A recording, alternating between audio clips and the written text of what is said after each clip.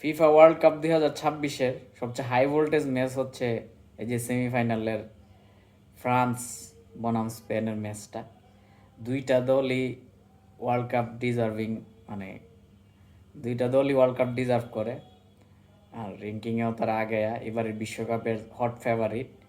So এইটা আসলে ফাইনালের আগেই বিশ্বকাপের আরেকটা ফাইনাল ম্যাচ, সবচেয়ে গুরুত্বপূর্ণ ম্যাচ আজকে বিশ্ববাসী দেখবে।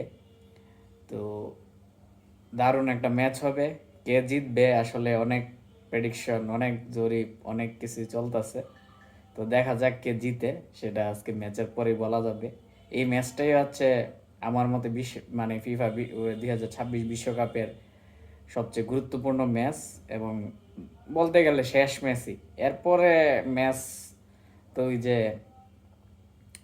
একটা টিম আছে না, ওই যে হাত মারে যে, ওই টিমের সাথে ইংল্যান্ডের খেলা, এবং তারা ওই যে তাদের লিজেন্ড হাত মাইরা যে হ্যান্ড অফ গড নাম দিছিল, ওইটাও ওই ইংল্যান্ডের সাথে দিছিল। সো তারা আবার তাদের পুরানো স্মৃতি ফিরায় আনে কিনা, মানে তারা হাত পাও আরো যা কিছু মারার হোক মাইরা তারা ম্যাচটা জিততে চাইবে।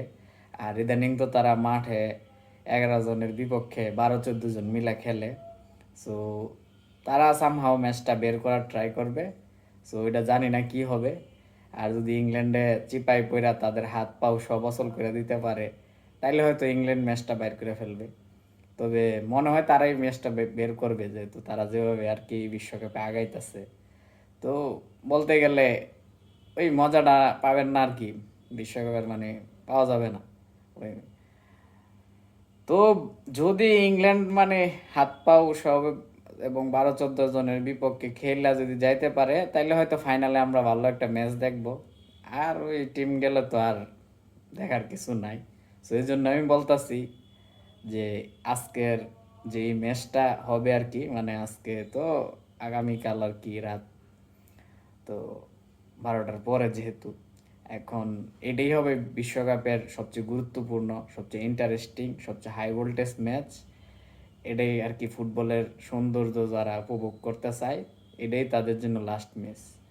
পরে কি হবে আসলে, পরে খেলা মানে দেখার মতো ম্যাচ থাকবে কিনা, এটা হচ্ছে ডিপেন্ড করে আর কি ক্যালকুলেশন বা ওই ওই যে ওই টিমের উপর।